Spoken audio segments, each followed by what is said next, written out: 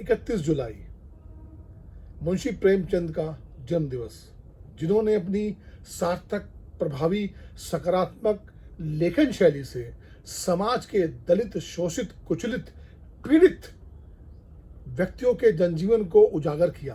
अपनी लेखनी की भाषा शैली से संपूर्ण समाज को प्रभावित किया और एक ईमानदार और सत्य की लकीर खींची कि आज भी वो हमारे जहन में जिंदा हैं।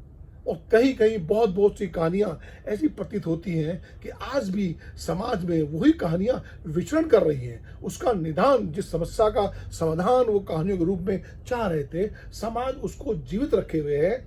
आज भी ये प्रक्रिया चल रही है। 31 जुलाई को एक और महान आत्मा को फांसी दी गई, सरदार उधम सिंह। उधम सिंह के नाम से जैसे नाम सुनते हैं पूरे शरीर में कंपन सा हो उठता है। क्या बहादुर नौजवान था, क्या सोच रही होगी उसकी।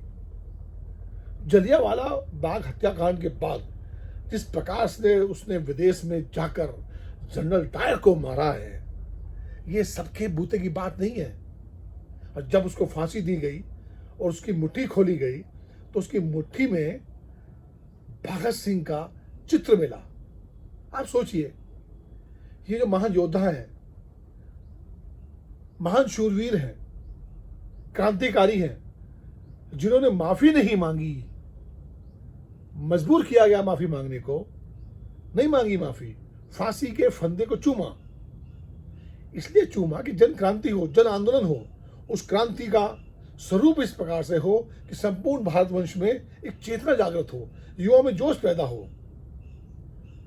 एक आजाद मुल्क की कल्पना करी उन्होंने। उसमें हिंदू, मुस्लिम, सिख, ईसाई सब एक साथ मिलकर लड़ रहे थे। जलियांवाला बाग में जिस प्रकार से, जिस बेरहमी से, जिस निर्दयता से मासूम बच्चों को, मासूम लोगों को मारा गया, उनका गुनाह क्या था? आजादी। उनका गुनाह क्या था? अपने लिए हक मांगना, सवाल करना, सत्ता से सवाल करना। लेकिन साहब, जनरल डायर में हिटलर की आत्मा घुस गई थी और दोनों ने क्लब करके नरसंहार कर डाला।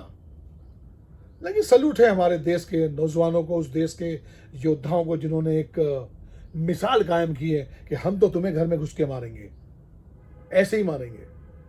लेकिन क्या आज जब वो देश को देखते होंगे, उस लोक में बैठे, जिस लोक में भी वो हैं, जिस स्वरूप की, जिस हिंदुस्तान की कल्पना उन्होंने करी थी, अपने प्राणों की बलि देकर, सुभाष चंद्र बोस, चंद्रशेखर आजाद, भगत सिंह, सदगुरु, राजगुरु, इन लोगों ने जो कल्पना की थी, क्या वो कल्पना साकार हो रही है?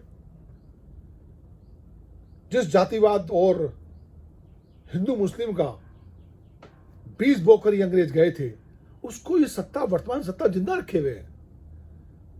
और जो भी कोई सवाल पूछता है उसको उसी प्रकार से जेल में डालने का प्रयास किया जा रहा है, हो रहा है और डाला जा रहा है। सवाल बनता है, हम भक्त इन नेताओं के ना बन के हमको भक्त बनना चाहिए इन योद्धाओं का, इन क्रांतिवीरों का। इनके पीछे चलना चाहिए, इनकी सोच को हमें प्रणाम करना चाहिए, ना कि इन सत्ता लोलुप राजनेताओं का, चाहे वो किसी भी पार्टी के हों। और आपको सवाल करना चाहिए जनहित में, समाज हित में, देश के हित में।